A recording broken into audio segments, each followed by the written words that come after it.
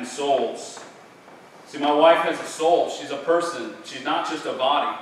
But the world and pornography would tell you that it's just a body. It doesn't really matter.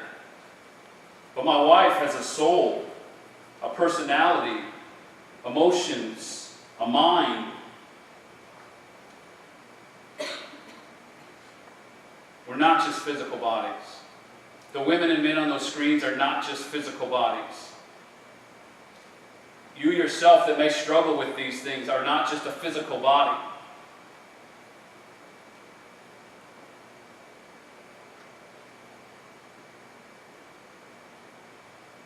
You can lie to yourself, or we can lie to ourselves as much as we want to, but it's dark and it's dehumanizing, and it takes away from the value of life that God created. But we eat it up as Americans. We eat it up as if there's no real hurt and no real pain involved. Second, it rewires the brain.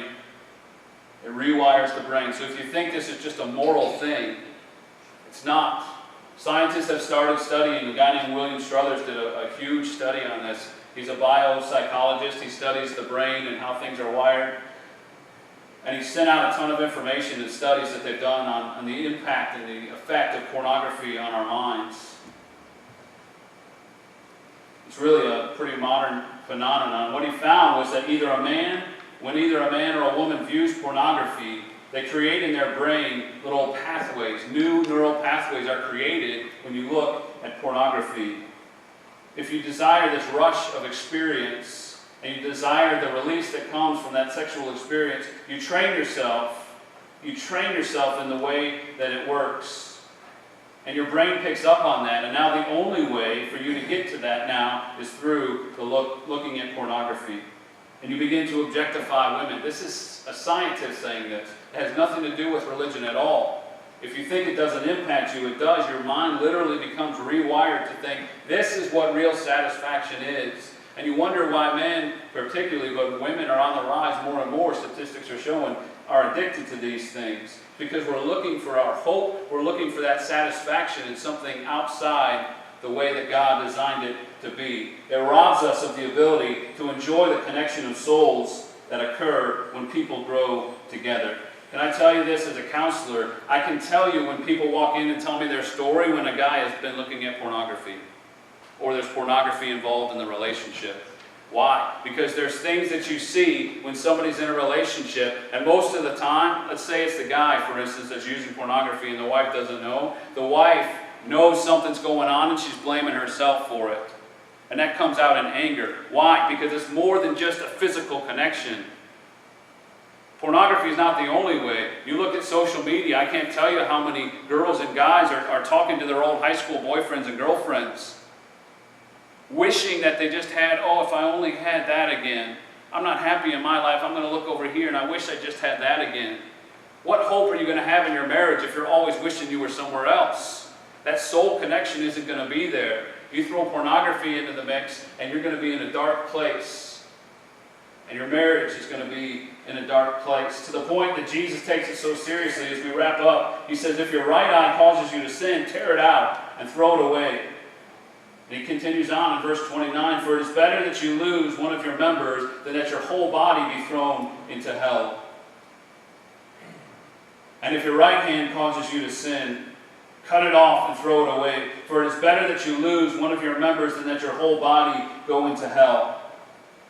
See, the greatest weapon that we have against our battle against lustful intent, men and women, is a vibrant, growing, passionate relationship with Jesus Christ. If our mind and our hearts are focused on the things above,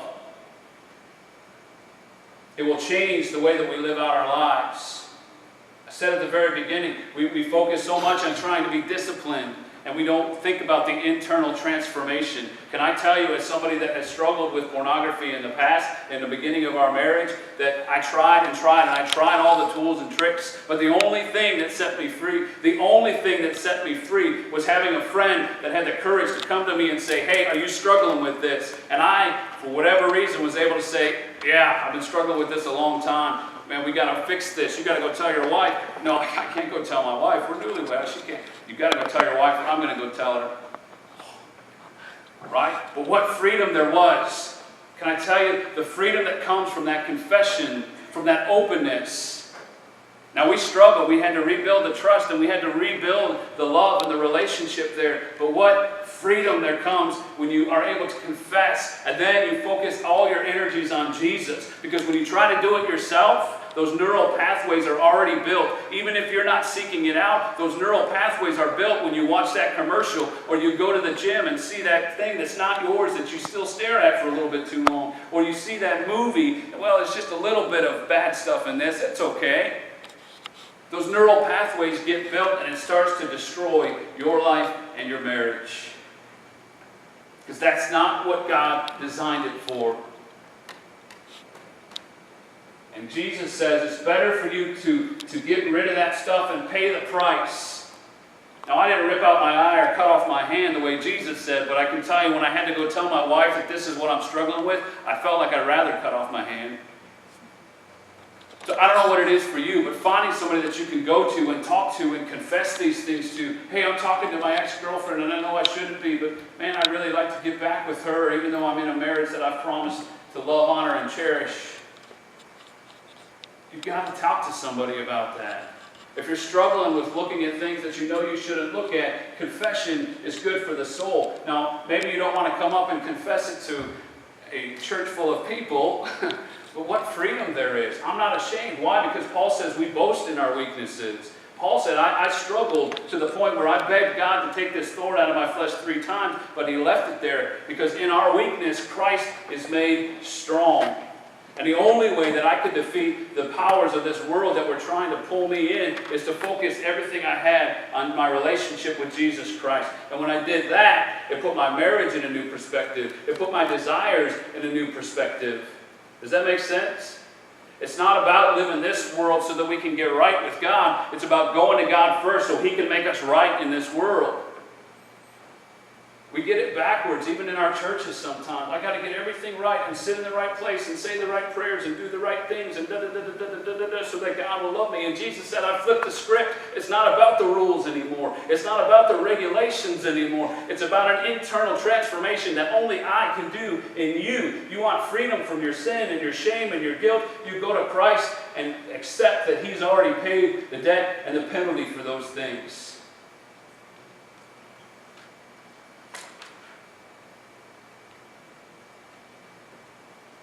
So where are you at? If it's not you, if there's somebody in your life that's struggling with these things, I can look at the statistics and say they are. I can look at the statistics and promise there's people in this room that are struggling with it. I can look at the statistics and know there's people in this room that have been impacted by other people's view of what sex should be. Maybe in your childhood, maybe in your teenage years, maybe it wasn't even your choice. But God created sex for a reason. He created those desires for a reason. We have to focus our eyes on him to see what the true meaning and blessing of that comes. Jesus has flipped the script.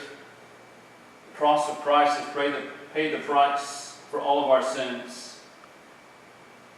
I ask that you would pray to let the Holy Spirit take root in your heart and give your life to Jesus. If you haven't done so already, give your life to Jesus. Lay this issue that you're struggling with down at his feet. And then just let the healing begin. As we sing this last song,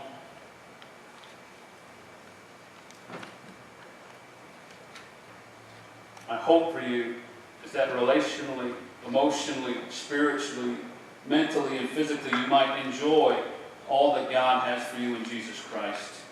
If you feel like you've blown it, we all have. Don't feel like you've blown it. The cross gives us freedom. The cross gives us freedom. Thank you, Tim. Would you stand with us?